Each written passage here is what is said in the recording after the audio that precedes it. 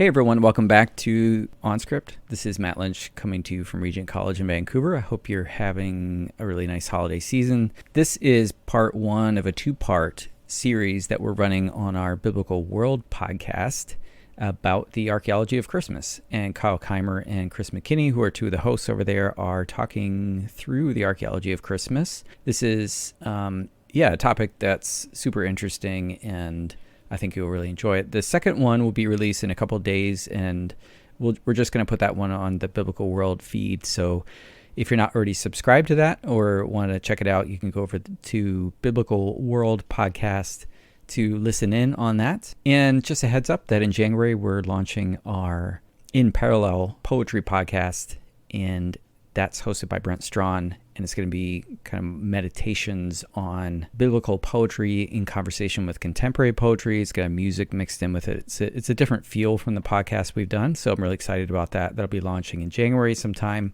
so keep an eye out for that one. So you've got 3 podcasts to track now: Biblical World, OnScript, and In Parallel coming soon. All right, take care and enjoy this. Welcome to OnScript's Biblical World, a podcast exploring the history, archaeology, geography, and cultures of the Bible. Visit us at onscript.study/biblicalworld. Hello, everyone, and welcome back to the Biblical World Podcast. I'm Matt Lynch coming to you from Regent College in Vancouver. We have a very special Christmas episode for you here.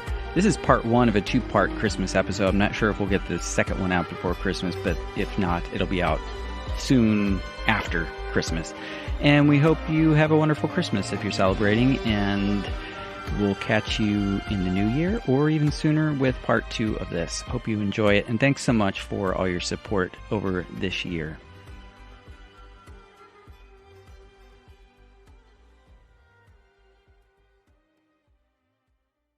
Welcome back, OnScript Biblical World listeners. Today, I am joined by Kyle Keimer. I am Chris McKinney, your host. And today, Kyle and I will be discussing something of abiding interest to both of us, the archaeology of Christmas. We could have gone with the archaeology of Advent, which would have been a nice alliteration. We'll stick with the archaeology of Christmas. And this is going to probably be part 1 of 2 or 3. We'll see how far it goes. But we're excited to talk about several archaeological and geographical, and I would even say some historical aspects that are behind the Christmas event.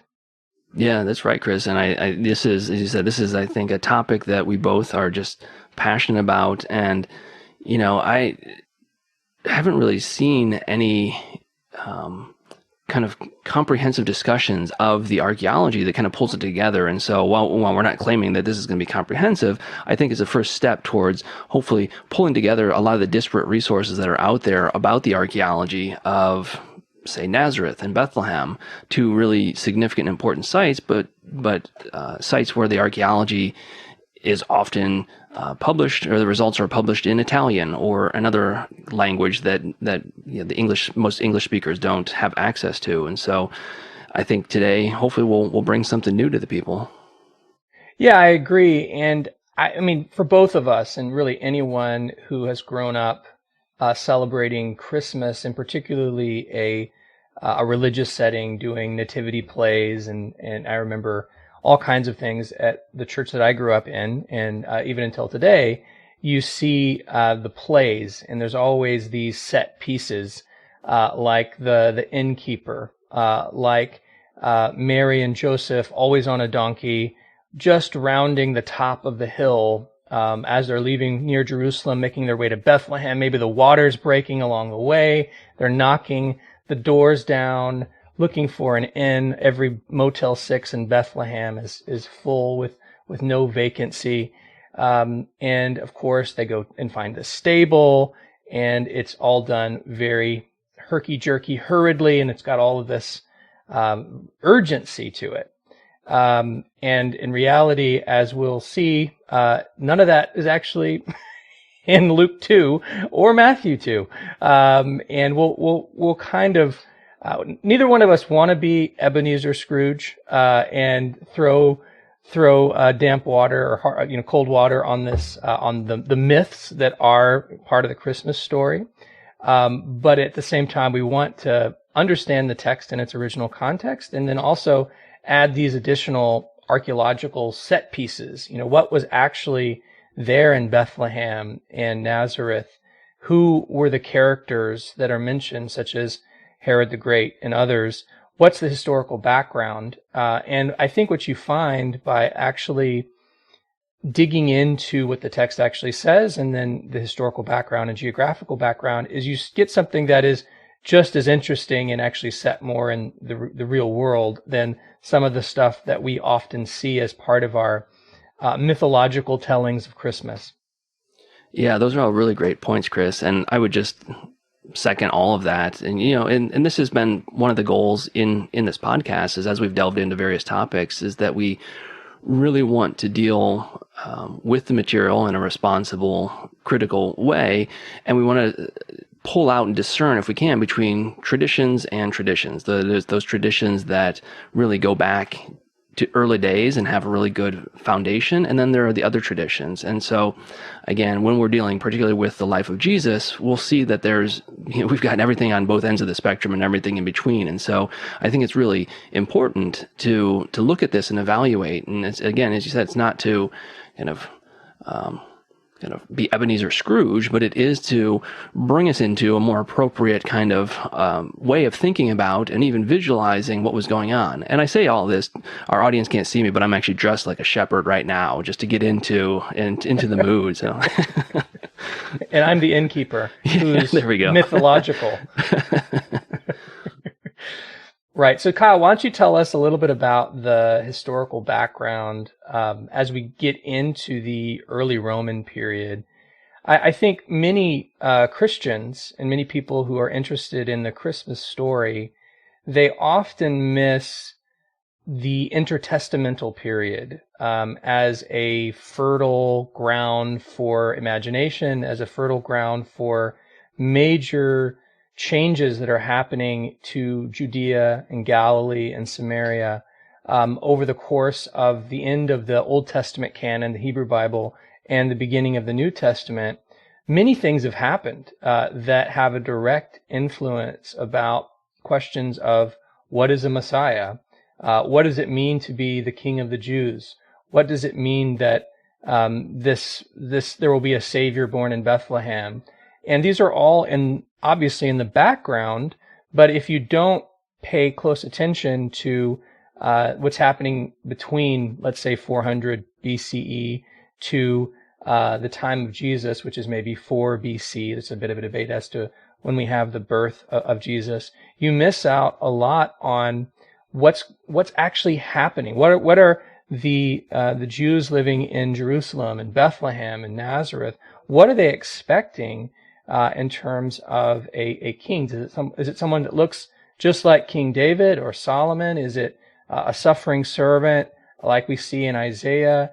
Is it all of these? And is there additional elements that we've missed because we often don't read the Apocrypha or the Pseudepigrapha or Josephus that provide these details? Yeah, that's a lot of good stuff, and I'm going to try and present the most concise up-to-date, kind of bring us up to speed as I can while hitting on all the key things. So we'll start kind of in the 4th century with the coming of the Greeks, and Alexander the Great comes, he conquers pretty much the known world, then he dies, and his kingdom is divided up, and the kind of 2 of his generals that take over the Levant and kind of battle between each other and their dynasties for the next 150 years or so are the Ptolemies in Egypt and the Seleucids in Syria and Mesopotamia. And really, it's this, what comes with the Greek world is this whole idea of Hellenization, and it's a new way of thinking about and being in the world, it's as opposed to the ancient Near Eastern concept. And the ancient Near Eastern concept is there is a god, or there are gods, and they are supreme. We're not those gods, and we're at the whim of them. And perhaps, in Judaism, there's a loving, benevolent God, and he wants to have a relationship. In other ancient Near Eastern religions, though, that element isn't there.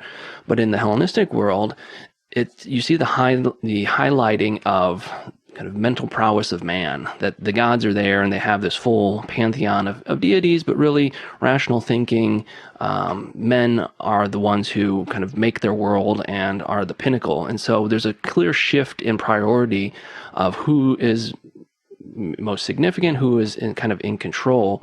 And this really causes a conflict within Judaism. There are some Jews that adopt a Hellenistic worldview. There are some that don't. And this leads to a bifurcation. Then as we move into the 2nd century, we see the rise of the Hasmonean dynasty. And if you want to know a little bit more about this, I recommend our listeners go back and listen to the episode we did with Andrew Berlin, where we talk about some elements of the Hasmonean dynasty. And from the 2nd and 1st centuries BC, this native Jewish dynasty basically has an autonomous kingdom in the shadow of these larger kind of imperial Greek powers, if you will, trying to carve out their own space. But within the Hasmonean family, there's also pro-Hellenistic ideology and maybe to a lesser degree, non-Hellenistic ideology. And the Hasmoneans then add to further bifurcation within Jewish society, and you see the development of a number of different Jewish sects in this time, the Pharisees, the Sadducees, the Essenes. I mean, they could have begun earlier. It's just our earliest record. It comes from Josephus, and so he kind of puts them probably in this situation. So by the time we get to the kind of mid to late 1st century, the Hasmoneans ultimately are going to be replaced by the Romans, who come in and say, guess what? Rome's here. We're in control now. And this can I stop you there for just a second, Kyle? Yeah. Just add a quick comment. I like where you're going with this, but I'll just remind our listeners, and I thank you for reminding them back to the episode we did with Andrea Berlin, that even the Hasmoneans, led initially by Judah the Hammer, and as we move on to the various Hasmonean kings, they saw themselves in the tradition of David and Solomon. They saw themselves as following the Old Testament historical pattern of carving out for themselves a kingdom. They were priest kings also in Jerusalem. And that's another aspect that is important to remember, is that for them, the story of Israel's domination or growth and establishment of a kingdom from Dan to Beersheba and beyond was a critical component of defining who they were as territorial kings against the hated enemy, or against the other, let's call them, with the Greek Empire. And so as we move into this next period, and with all these sects that Kyle mentioned, that's very much on the table when we think about kingship and kingdom. Yeah, great point, Chris. Great. Thanks for adding that. And just to kind of go back and touch a little bit on these sects, we know of these from Josephus, but we also have the Dead Sea Scrolls, which most scholars, I think, would assign the Dead Sea Scrolls, the sectarian literature, to the Essenes at this point in time, though there's always been a debate about that. And so we get this view about what this Messiah and what kingship and priesthood should look like. And clearly the group that's living at Qumran, where the Dead Sea Scrolls were found, are not a big fan of what's happening in Jerusalem with the priesthood, with the kind of kingship, the leadership. And so when we look at Judaism in this Hellenistic and into the Roman period, into the days of Jesus, really it's Judaisms. There are a number of different forms. There are core tenets that they all kind of, I would say, agree on, but then each has its own interpretation of a number of other topics. Is there an afterlife? Yes or no? Depends if you're a Pharisee or a Sadducee. And so this is mirrored what we see, I would say, even to a certain degree in Judaism today, between Orthodox, Reformed, but more so in Christianity, the different denominations. Is that there's core tenets of belief that I think most Christians would agree upon, but then there's the differences between Methodists and Lutherans and Episcopalians and so on and so forth, and it's just become fragmented for any number of reasons. And I would just add to that point, one of the really interesting things that you can see across the history of religion, and if we just focus on Judaism and Christianity, is often the most heated exchanges actually happen in an intramural context. In other words, the debates, there's debates between Essenes and Sadducees and Pharisees, but oftentimes there are factions within the Sadducees or factions within the Pharisees, just as there are factions between one wing of the Southern Baptist Convention and another part of the Southern Baptist Convention, and whatever denomination you want to throw out, and it's actually determining where those groups are in terms of their bigger thought, but then where the battle lines are being drawn over these specific issues. And if we think about the larger context of the Gospels, and as we look ahead to where Jesus is going to end up in the telling of the Synoptic Gospels and the Gospel of John, it's a real question as to where he ends up on this spectrum, or if he even is on the spectrum.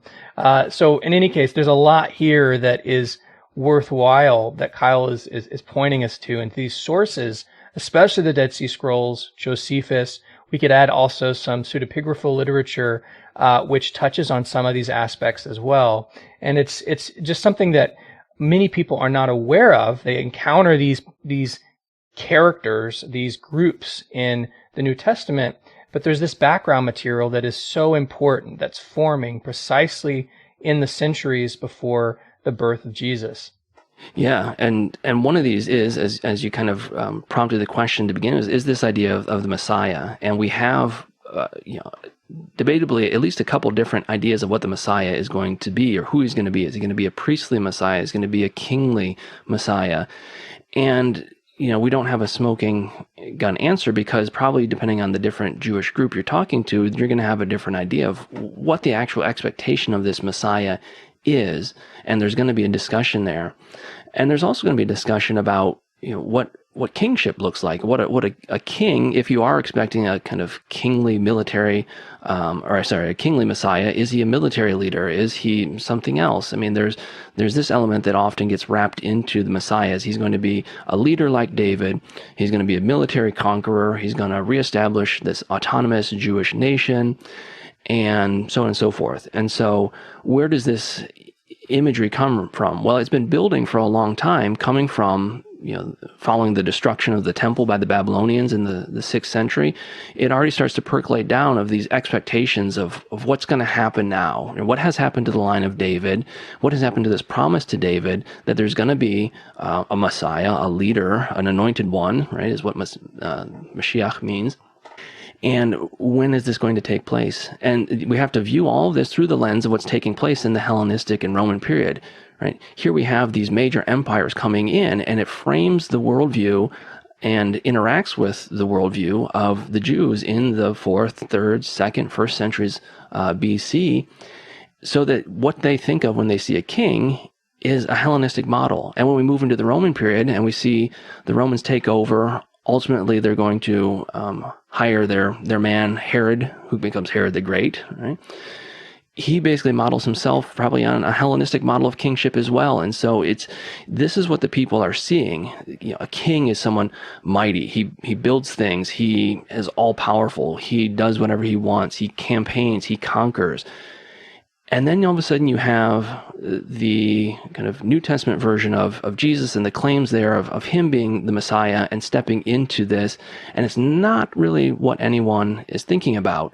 But you wouldn't know that there's a divide there unless you have this broader context leading up to the birth narratives in the Gospels. Yeah, I think there's so many important statements you make there that we can unpack, and I know we'll talk about some of them here. I just have a few quick comments. One is, as we're moving towards and thinking about archaeology, I am always amazed, despite how many times I've been in Israel, lived in Israel, that when you go, one of your lasting impressions, if you didn't know going in, is how big of an impact Herod the Great had upon the landscape of Israel, whether we're talking about the Temple Mount, his palace, Herodian, Caesarea, Samaria, and just on down the list as you go.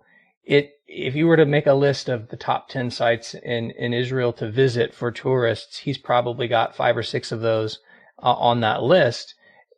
And so it's an enduring type of kingship.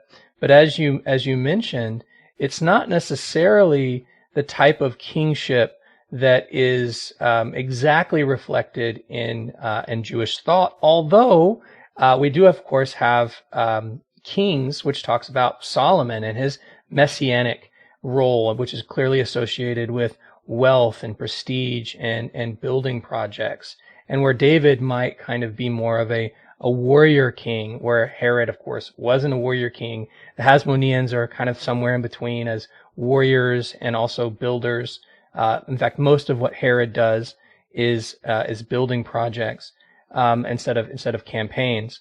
Now, one other point that I think is well worth mentioning that often students of the New Testament don't get is going in the same time period as this is not only do we have the birth of, regardless of how one feels about his theological claims, the birth of Jesus and his life would change world history without a doubt.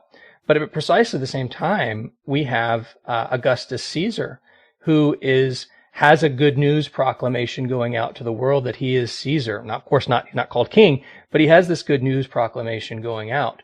And that is clearly contrasted as we open up to Luke 2 and read those lines, just as Linus does in the Charlie Brown Christmas story. We haven't watched it yet this year. Which I was actually just reading it to my kids last night. So they were happy. Very nice, very nice. But my point is what does Augustus Caesar do? Yeah, he fights some battles. He wins the great Battle of Actium some 25 years before the birth of Jesus, defeating Mark Antony and establishing himself as the one true emperor of Rome. But we also have him doing all kinds of massive building projects. If you visit Rome, if you visit other parts of the empire, it's a period marked by an absolute flourishing of architecture and buildings that would be unsurpassed for generations, perhaps never surpassed.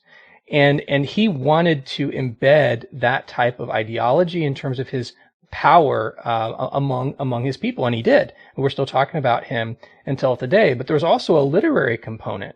When we look at the writing of the Roman Empire, of course, we can read all kinds of histories and so on. But the Aeneid from Virgil, which is set in essentially establishing kind of an Old Testament style story of the fall of Troy. And then as you follow the character Aeneas, as he makes his way to Rome, there's all kinds of this mixed in mythology. It's the backdrop to everything that's culminating in the character of Augustus Caesar, Octavian, as he becomes this emperor. And so even if you look at even if you compare what we have in the birth of Jesus to the birth of Augustus Caesar, in terms of the ideas of kingship, which are similar and dissimilar, there's some very interesting points of contact in terms of their power and function that you can talk about from a literary perspective, but you could also talk about from an archaeological perspective. As we all know, even though he was a tecton, a craftsman, we don't know of any great buildings that Jesus left while he was on earth. That as far as I've known. I mean, if he would have built one, there would have been, a lot of people wanting to find it. But Caesar left many buildings. Caesar Augustus left many buildings, and so did Herod. And so this is not an obscure point. It's a point that when a reader of Luke chapter 2 or Matthew chapter 2 and they read the name Herod the Great or read the name Caesar Augustus, they immediately picked up and said, oh, this is like, the most important person ever. And this is the comparison and really a contrast between these two figures. Yeah, no, that's great stuff, Chris. And yeah, it always, it doesn't surprise me, but it always, I just love thinking about the biblical text and the biblical authors and the way that they take their context and they weave their message in. And oftentimes it is taking what is common, what is well known, and then tweaking it, a little bit and saying, this is what everybody kind of thinks, but here's what we think. Here's what, we understand it, the way to be. And, you're absolutely right. I mean, you take what is known throughout the Roman world. This is again, the empire of empires, controlling everything. And then you have this claim of, well, maybe not. Maybe Augustus isn't actually the all-powerful king. Right. And I think that's such a great point and so important to realize. And this gets to why I think this type of episode is so crucial, because with the archaeology that has been exposed in the last century and the landscapes of both Rome and the vicinity of Jerusalem and throughout Israel, we can make these points. But if we also focus on the military aspect that you talked about with Caesar Augustus and perhaps a little bit with Herod the Great, and these symbols of power that they had. So architecture, major building projects, these were prestige, but they were also meant to show the domination and power of Rome itself, which was not an idle threat. It was backed up with a powerful military force. And so if that's existing, in Jerusalem, and that's existing in the larger Roman world, and of course we can always think of the events that are not that far on the historical horizon when Rome is going to defeat Jerusalem and squash the Judean rebellion. It's very important that when we grasp when Jesus is about to be born, when we have, particularly in Luke 1 and 2, these appearances of Gabriel as an angel, it's not just some rosy-colored scene where you have, a naked baby cherub appearing to these guys. I mean, this is literally the most powerful being in existence in the created order, according to the biblical description. And it's one guy to those shepherds. And to quote again Luke 2 with Linus, they were sore afraid with one guy. And after he gives them the sign, he says, there was with the angel a multitude of the heavenly hosts. I mean, they were out of their minds afraid. And so when we read or sing, "Hark the herald angels sing," and we talk about the King of Angels, that doesn't mean that Jesus has a host of naked babies with wings. This is literally a more powerful force than has ever been put together in the conception of the biblical authors, that is undefeatable, even in the might of the great Roman military prowess. And that's the point, is you're supposed to see that at the beginning of this story and say, man, what's going to happen next? And the answer is, it's complicated and even better than you imagine. I think maybe we'll jump into the archaeology of Nazareth then, because one of the things that I love that it kind of builds on what you're saying there is that there's always, what we can get from the Bible is that God, I think, has a really good sense of humor, and he'll choose the lesser son to rise to power, the weaker individual to do something significant, the insignificant site such as Shiloh or Jerusalem to become the epicenter of kind of experiencing God. And today Jerusalem, we know, is the epicenter of a lot of different things. And it's taking what we see and what is strong in the physical and flipping it on its head. And I think you really see that when we look at the two kind of key sites of Christmas, and that's Nazareth and Bethlehem. And so maybe we'll jump right into looking at what we actually know about these two sites. Sound good? Sounds good to me. All right. Well, let's start with Nazareth. There's been work that has been going on in Nazareth that probably isn't all that widely advertised as far as I'm concerned. And so what we know is that these two sites have largely been excavated traditionally by Franciscan priests. They have a base in Jerusalem, and they've been a force in the archaeology of Israel since the kind of inception of the modern state of Israel. And they've excavated a number of key sites: Qumran, Nazareth, Bethlehem, Jerusalem, you name it. They are there. Capernaum, yeah. Capernaum, exactly. The problem, of course, for many people is that all their publications, when they do publish things, are in Italian. And so they're not all that widely recognized unless you speak Italian or you can access some of those resources.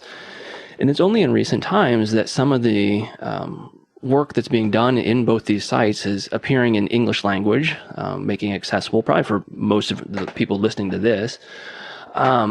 And this is, I think, a really good thing. And I'll mention a guy by the name of Ken Dark, who's done some work in Nazareth in particular, and he has 2 volumes out now on some of the excavations that have been done there. And what we can say about Nazareth is that it was basically a small village in the 1st century BC, and typical kind of small houses, not a whole lot of fancy frilly things.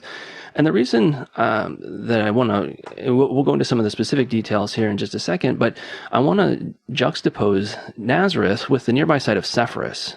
And perhaps many of our listeners are familiar with the site of Sephiroth. This is kind of the main site in the Lower Galilee. And it's cosmopolitan. It's a kind of Greco-Roman city, if you will. And it's only a few miles away from Nazareth. And basically, Nazareth sits in the shadow of this. And again, we need to contextualize Jesus's not only birth, but then early life growing up in this context as well, that there's a conflict not only between kind of ideological conceptions of who the Messiah is, what a king is, so on and so forth that we've been talking about, but also cultural norms between Greco-Roman experience and Jewish experience. And we see this in the Galilee in particular because you have this mixing of nations there. You see it less in Judea because it's largely Jewish there. But there is this kind of competing culture wars, if you will, at this time period. Yeah, I think that's a really good introduction to this larger question. I think it's really interesting how you draw attention to Nazareth and Sephiroth. Of course, readers of the New Testament will be well aware of the name Nazareth, but they've probably never heard, unless they've been to Sephiroth, of the city because it's not mentioned. And that's really one of the great ironies of the Gospels, is that the two sites that are most well known in the Gospels in Galilee are Nazareth and Capernaum. And yet these sites are very small and fairly insignificant, Nazareth more so than Capernaum, and they're right beside massive cities that had Herodian kings building them and setting them up. In the case of Nazareth, it's Sephiroth. In the case of Capernaum, it's Tiberias. And we only get the name Tiberias not as a city, but as the lake of Tiberias in the Gospels. I always am just struck by that, particularly when you spend the night on the Sea of Galilee and look over at the bright lights of Tiberias, as it's a fairly large town today. And for Jesus to have spent 2.5 some odd years in the vicinity of Tiberias and never visited it's not just odd, it's purposeful that there's not a connection. And the same thing can be said for Sephiroth, that there's a kind of a disconnect between the big city and the Jewish towns that are surrounding it. Now, one other thing I would like to just add before Kyle leads us through the archaeology of Nazareth, is thinking back also to the earlier episode about why Jews are in Galilee in the first place. And we can point specifically to the conflicts that took place in the Hasmonean period, where we have this Jewish expansion and these initial settlements in places like Nazareth and others that would have been Jewish, would have had synagogues, would have had mikvaot or ritual baths. That's most likely when these settlement waves occurred in the time of the Hasmoneans in the 2nd century, and as we continue through into the 1st century BC. But for them and for those Jews living in Galilee, it wasn't just a political dynamic that was contemporary. As we see revealed in the story of Jesus in Nazareth in both Matthew and Luke, we see that it's dynamically related to the events that had happened there in the Old Testament. We have references to Elijah and lepers and Elisha and the woman raising her son, Jesus raising the dead on the same mountain that Elisha does it. We have this context in Matthew's gospel, which talk about the region of the valley of the shadow of death, Galilee of the Gentiles. And it's this long memory, some 700 plus years old by this point, from the prophet Isaiah, that's talking about the destruction by Tiglath-Pileser III that essentially wiped out Israelite occupation of this area. These were memories, these were texts that had become sacred, and the sacred memory of those informed those living there at the time, and it's going to inform much of Jesus' memory. One last point on this, I always like to point out that this area of Nazareth is directly across from the hometown of Jonah the prophet. So even though Nazareth itself is not a prominent Old Testament site, it's very interesting that we have a Galilean prophet who is a couple stone throws away, maybe a couple Tom Brady stone throws away, between Nazareth and Gath-Hepher, where Jonah was called during the reign of Jeroboam II. And if we think about the story of Jonah, of course, it plays a major role in the Old Testament.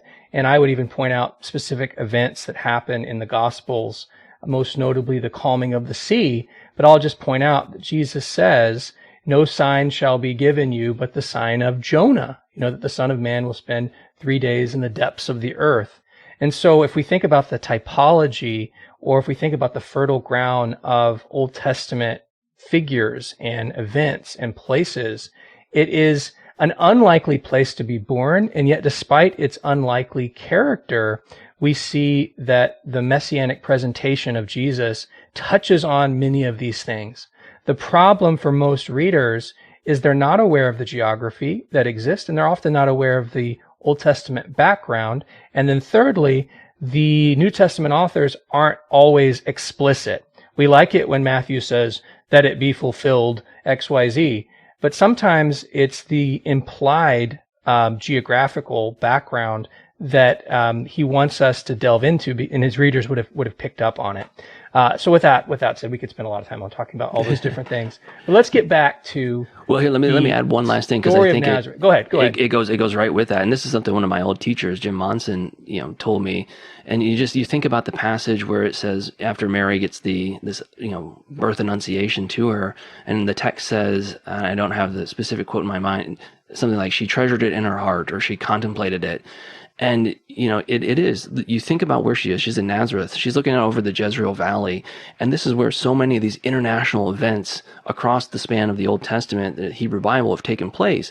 And so probably I can only imagine trying to be in her footsteps. Number one, hearing this message, you're like, you're going to give birth to this child, but then replaying perhaps some of the significance, the history of your people in that context, being right there and wondering what it all means. Right. And that should inform a Christmas carol like "Mary, Did You Know?" Where was Mary? Right. I mean, she's picking up on these things. I think it's a great point. I love that line, and it's like Luke citing his sources. This is his SBL or Chicago or Turabian formatting. I'm citing my sources, Theophilus. Pay attention. All right, well, let's turn to the archaeology then. So when we look at Nazareth, as with a number of sites in Israel today, one of the challenges that we have to work with is that it's a living city, and it has been pretty much since Jesus' day, which means that it's really difficult to excavate there and to get a good sense of the ancient settlement. What did Nazareth look like in the Roman period? And this has led to some non-scholars claiming that Nazareth wasn't even occupied in this time period, and therefore that the Gospels made it all up, which is just patently absurd, because we do have plenty of archaeology. It's just that it comes when you do salvage excavations. Sometimes it's within buildings, other times it's within the properties. Every now and then you get an open area where you can excavate, and no matter whether we're looking at tombs or even excavating under the Church of the Annunciation, which is the church built over the traditional location where Gabriel tells Mary she's going to have a baby. Across the street as well, there's been some excavations around the bend, so to speak, to the west. There's been excavations in Nazareth Village. No matter where you've excavated in the kind of heart of modern Nazareth, you end up finding Roman period remains. And you even have Roman period houses, you have some tombs, you even have Hellenistic material as well. And so we know that Nazareth is already a settlement, at least by the late Hellenistic period. So into the 2nd century kind of BC, and is going to continue probably at least until the 2nd century AD, based on the pottery that has been recovered. And the whole history of excavating in Nazareth is really, really fascinating, because some of the earliest excavations actually took place back in the 1800s. And there's a convent there, the Sisters of Nazareth convent, that is built over what has traditionally been interpreted as Jesus's childhood home. And so excavations were done back in the 1880s. And what you see is this kind of typical Galilean home built over and into the bedrock itself.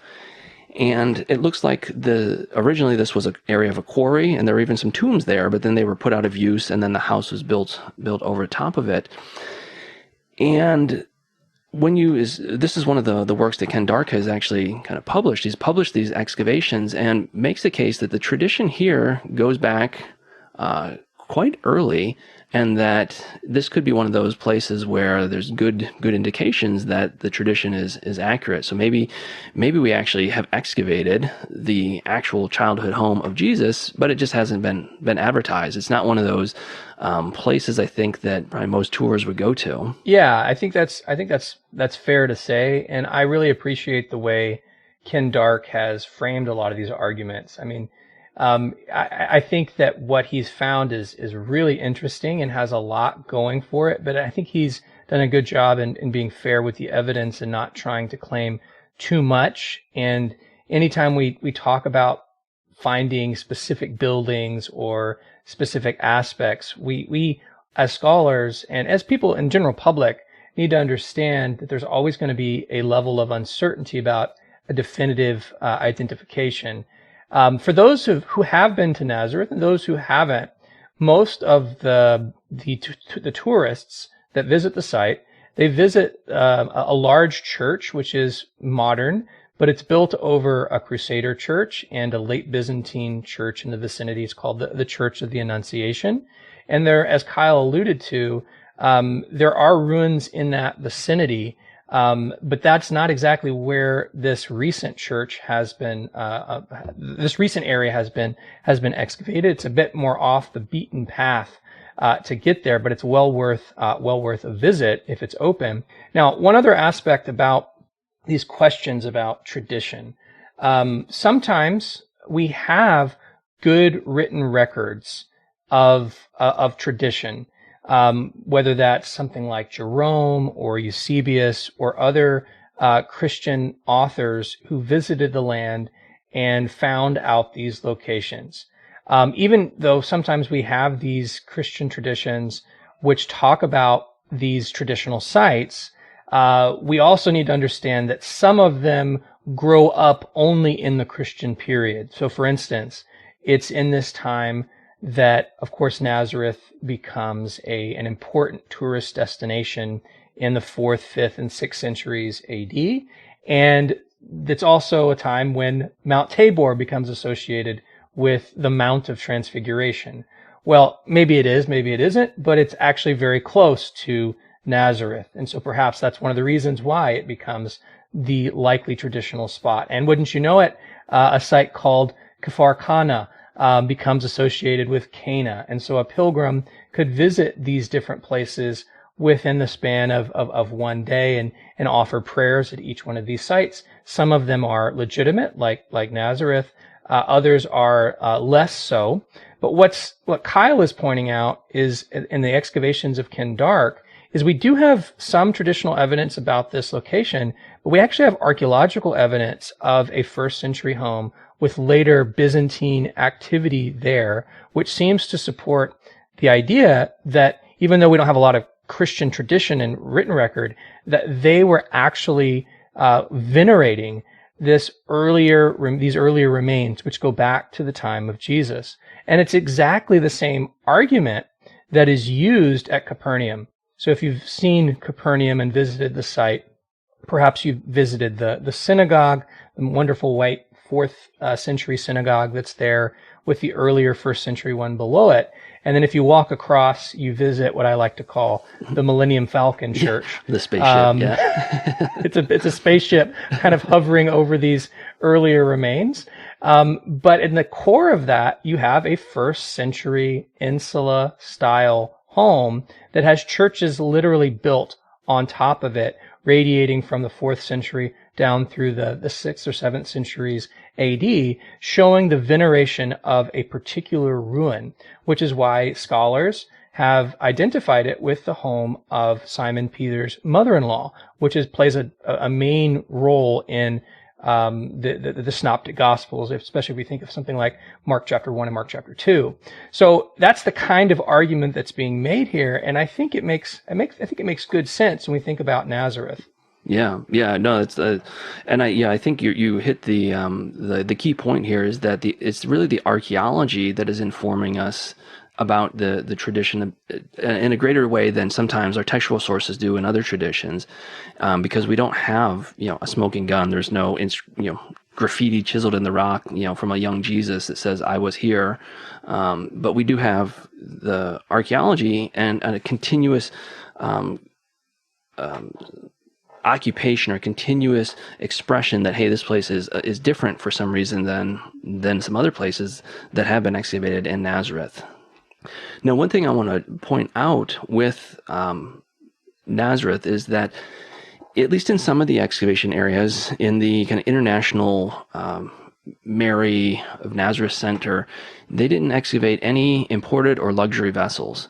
And one of the things that we have to keep in mind here, and this goes back, again, we talked a little bit about this with Andrea Berlin, is that there is a real border, so to speak, between Jews and Gentiles, Greco-Roman occupants in Galilee, in many spheres. And so many Jewish settlements just aren't interacting with the local neighborhood sites, and they're not using the material from there. They're creating their own pottery. They've got their own vessels, and it seems that Nazareth falls into this category based on the dearth of any kind of imported material that we have there. So it seems to be that this is a good Jewish settlement in the 1st century AD.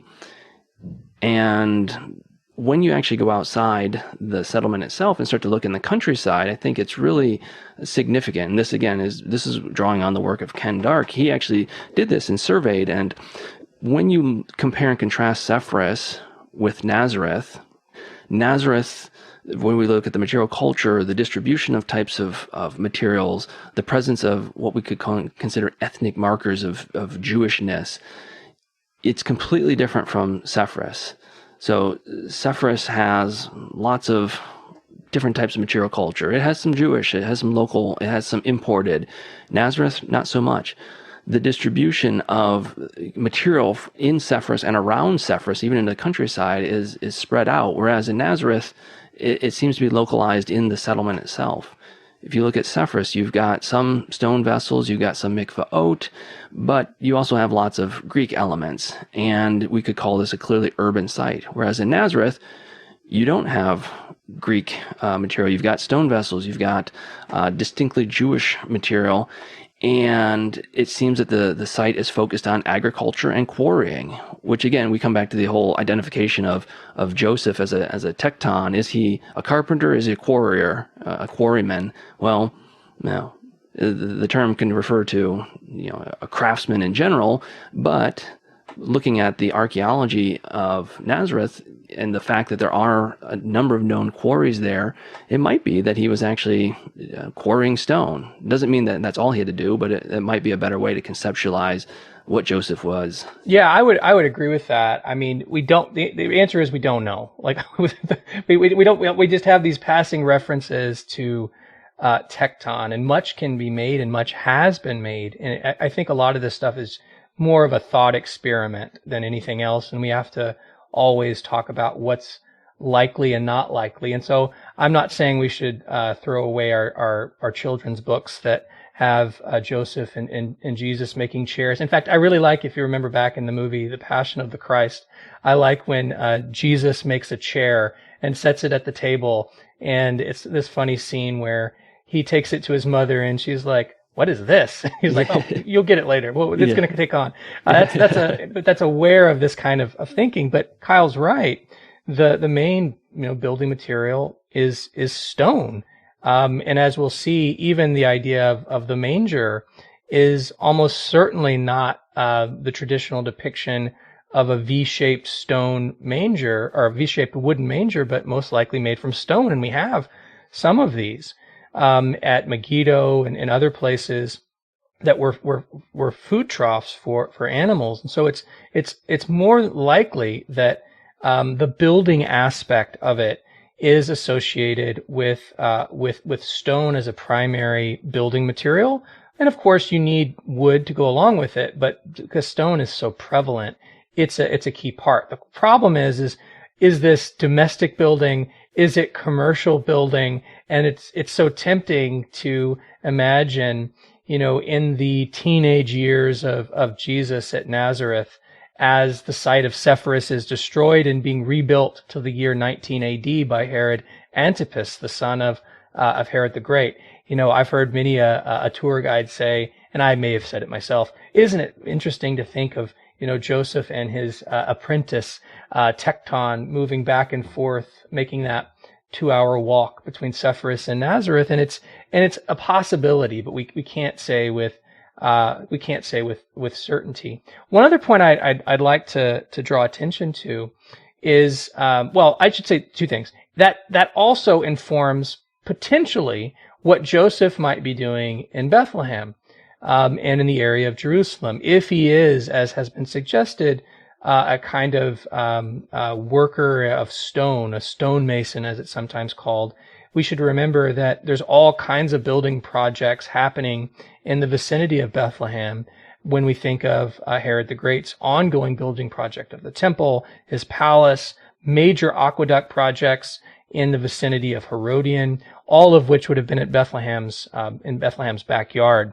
But one other point before we move from Nazareth, I'd actually add in a third town here, and it's one that's not usually thought about, that is kind of in between Sepphoris and Nazareth, both in terms of geography and also in terms of the type of culture that is there, and that is the site of Khirbet Kana. This is the most likely site of Cana, the site that's mentioned in John's Gospels a couple of times. Of course, it's the famous scene where we have Jesus turning water into wine. And there you have a site that wasn't occupied in later periods. You have a site that was, I believe, founded sometime in the Hellenistic period and was constructed and lived in the early Roman period, withstood the destruction of in 70 AD and was slightly reoccupied after that. There, it's a much larger site than the site of Nazareth. It seems to have much more prestige, but not to the same level or the same identification, as you might say, of the more elites that lived at Sepphoris. And so if we're adding these different villages, and we could point to Yodfat, which is, just to the west of that, where Josephus would later give up his arms to the Romans and become the court historian, essentially, of Titus and Vespasian. That's another village that's just in this vicinity. And there's all kinds of these Jewish villages that have varying degrees of connection with the Roman Empire, that are well worth visiting and knowing about in this vicinity. Yeah, so that's a good point, and that actually kind of plays into just the last comment I'll make about Nazareth and what I was kind of building to with the whole distinction between Sepphoris and Nazareth. And this is something that Ken Dark, I think, raises this really significant and interesting point that, one of the traditions that's out there that started amongst competing Jewish circles was that Jesus, obviously wasn't the Messiah for all Jews, and that in fact, this whole narrative about, that we have preserved in the Gospels is made up, and you have Talmudic sources that say he was actually just the bastard child of a Roman soldier who did some unfortunate things to Mary. And, so it's just this short passage in some later Jewish sources, but the question has always been, well, where does this come from? Is there any credence to this, or is it simply trying to minimize the New Testament writings that were already spreading at the time? And what Dark says is that when you compare the countryside of Nazareth and Sepphoris, really there's no indication that you have any Roman presence in Nazareth at all, or even right around the village. And so it's very unlikely that you're going to have any kind of Roman military presence there. If anything, they'd be in Sepphoris, but they're not wandering over to Nazareth for any reason. And so, when we think about traditions and again how we interpret the text, I think this is an important one that can have some light shed on it by what we're finding in the archaeology. Yeah, I think that's a really fascinating point that Ken makes that you've brought out. And I mean, the fact is, we'll never know how all of it worked, and it changed at different points of time. But the reality is, too, that we have actually a lot of data to compare it to.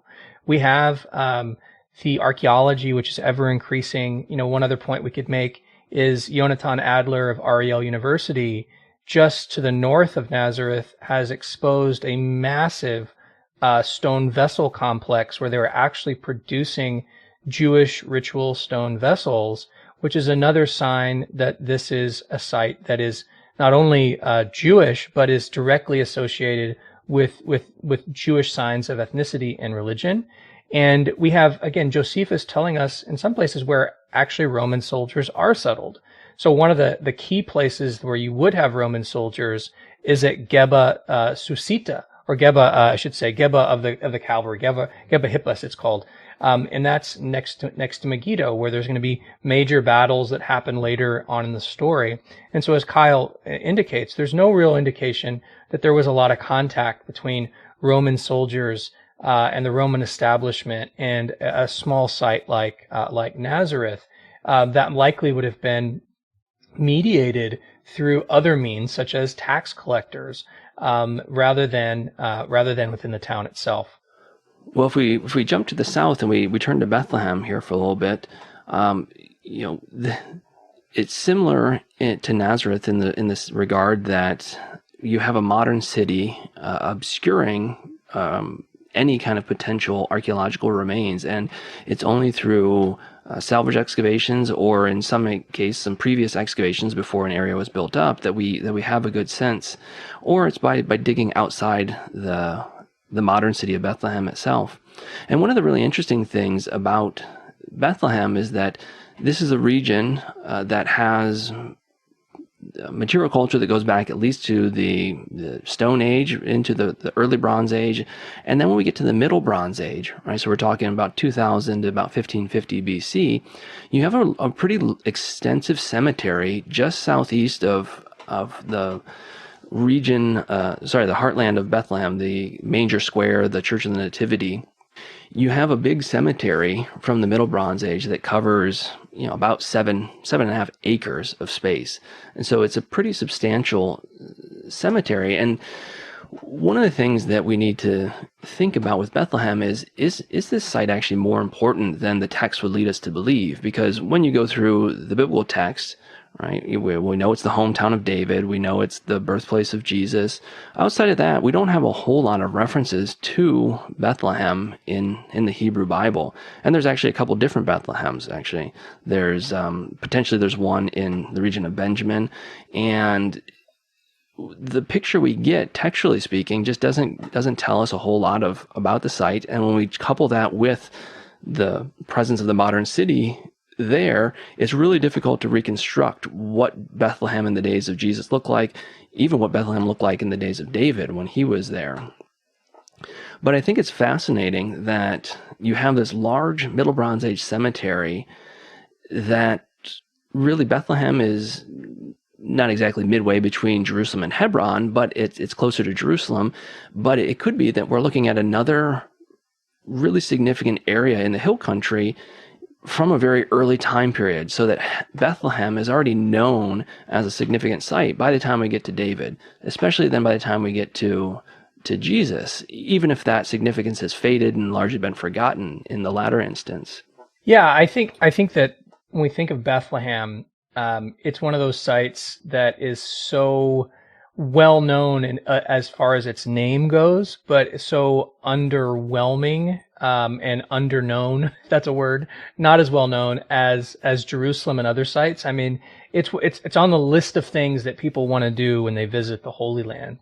Bethlehem, it's of crucial importance, but the site itself is pretty small, and today it's a large. It's a large city. It's a large Palestinian city just inside the West Bank as one leaves Jerusalem. But in ancient times, it was not much to really see. In fact, as Kyle pointed out, the excavations is a very similar story to what some living archaeology at at Bethlehem, when one visits the Church of the Nativity, you're actually visiting the confines of one of the oldest standing churches in the land. I mean, it was one of the three churches built by Helena, mother of Constantine, the Church of the Ascension and the Church of the Holy Sepulchre being the other. It was rebuilt in the 6th century, and the site that you visit today is basically that church, because it wasn't destroyed in the Muslim conquest, first the Persian and the Muslim conquest of the 7th century. And so you actually have archaeology right there. And recently the new restorations of the site have made it even more beautiful. As you can see, some of the frescoes on the wall and the mosaics on the wall that were put there in the Crusader period. And so it's not to say that there's not archaeology. It's just later materials. You can even visit Jerome's grotto, where tradition tells us he translated the Old and New Testament from original Hebrew and Greek into Latin, and we have the Vulgate, which until today remains the most well-known translation in history. So there's much to be said about the archaeology of Bethlehem, and yet the stuff that we're the most interested in, as we think about the Bible, would be the Iron Age, the time of King David and the time of the Judahite kingdom, and of course the early Roman period.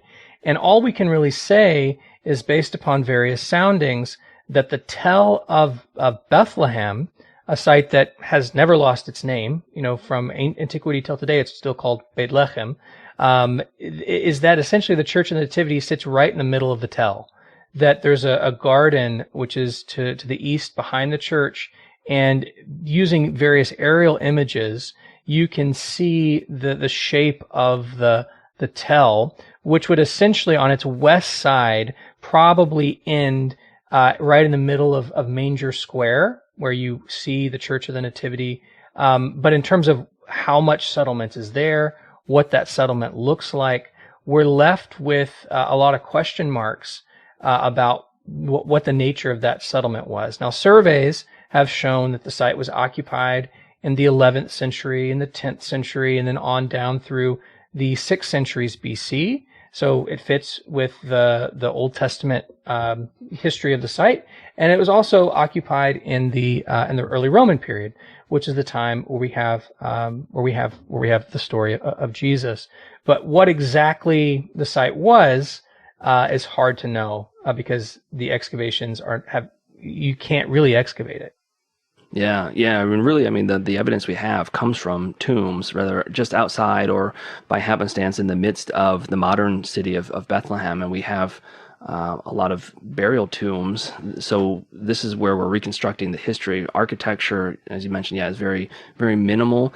There was a claim that back in, I don't know the specific time period, but early, the Franciscans did an excavation in Manger Square and uncovered some sort of massive structure that could perhaps, I think, was potentially interpreted as the fortifications of Bethlehem and ascribed to the days of Rehoboam, as we have from 2 Chronicles 11, where it talks about Rehoboam fortifying a bunch of cities in Judah.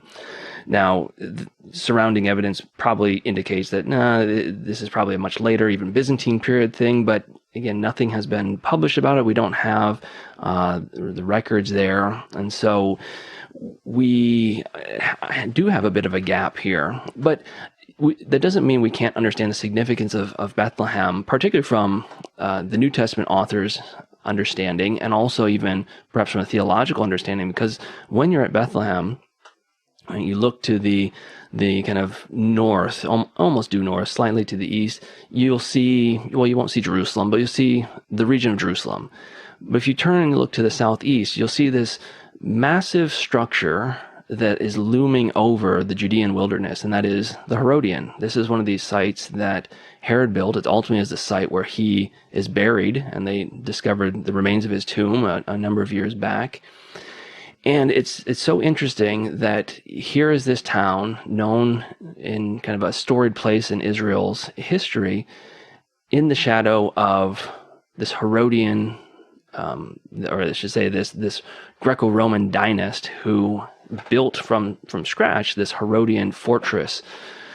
And it's a conflict between, again, what is the real expression of power and what is kind of God's expression of power. And you see the stark contrast between the world of the Greco-Roman period, the mindset of so many people, and how perhaps God wants people through the way the New Testament tells it to be thinking of things. And here's Jesus born into not even necessarily a structure, but one of these kind of caves that perhaps even, not to say that it ever would have been used as a tomb, but the whole region of Bethlehem, because of the nature of the limestone, has a lot of caves, a lot of open areas, and it's also well known for being agriculturally productive. You can grow a lot of wheat in the area, so it makes sense that you have lots of shepherds there. They can tend their flocks. They can keep them safe in some of these caves. And this is really what should be framing our visual imagery as we start to think about Jesus being born to Joseph and Mary there. I think that is one of the most important insights that one can gather about one of the most important stories in the Bible that is really only revealed through archaeology and geography. The site of Herodion is not mentioned a single time in the New Testament. Josephus makes a number of allusions to it.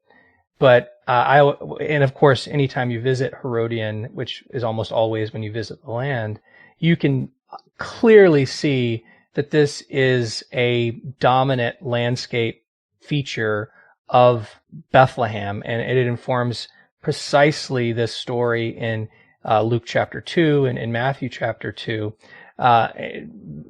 You have to forgive my nerdy background, but I always envision it as kind of like the Eye of Sauron, the Dol Guldur Tower that's looking over that's looking over towards Bethlehem.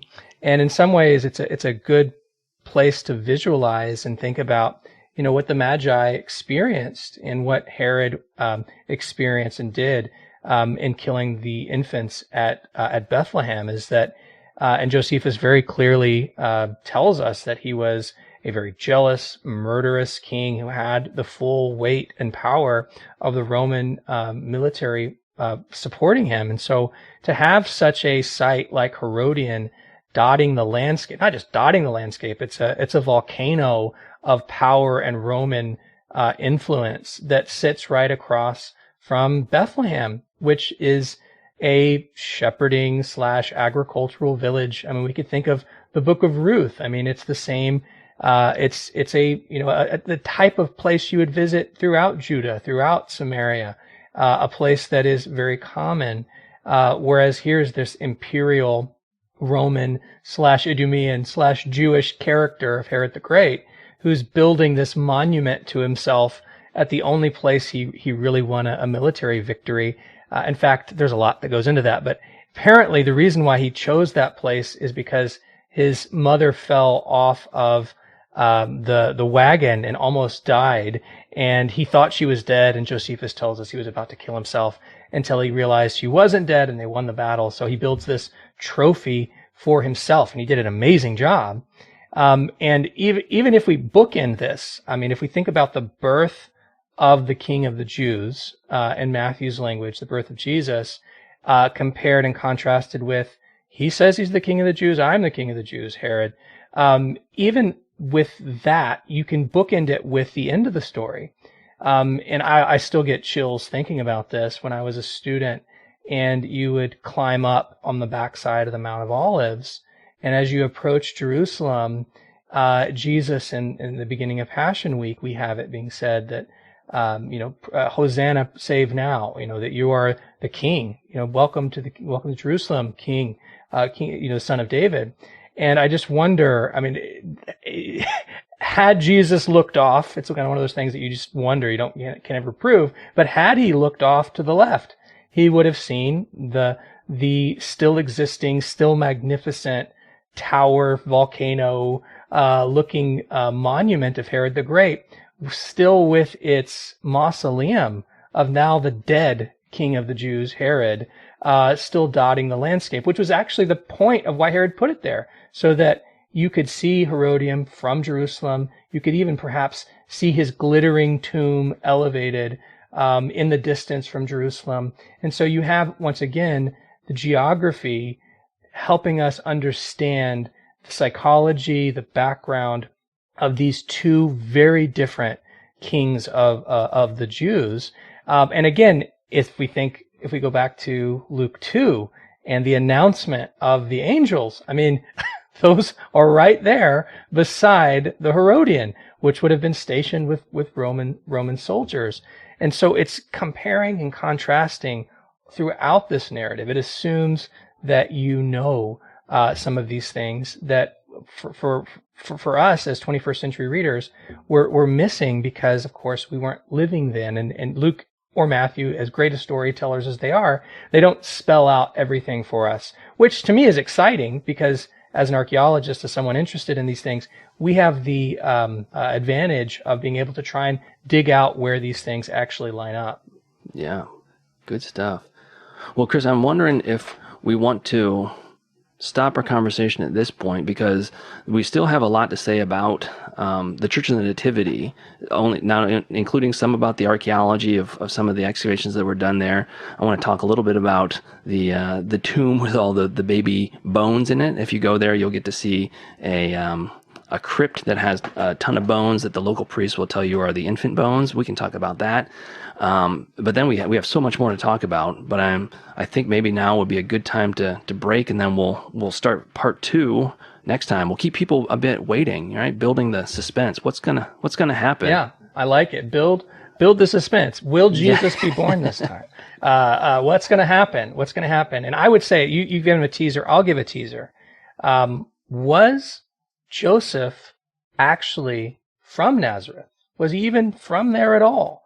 You know, and we're going to have to deal with this question of what does it mean that that each went to his own town to be registered? What did it mean that Joseph of Nazareth, that Joseph went to Bethlehem? And these are the types of questions that are so embedded in the way we tell the story that when you look a little bit closer, there's a couple different options we can take. And so we'll deal with that. We'll deal with some more of the archaeology, and we'll deal also with these really interpretive questions kind of that have grown up around the text in terms of tradition on our next episode. Thank you for joining us, and we'll cover next time the Archaeology of Christmas Part 2.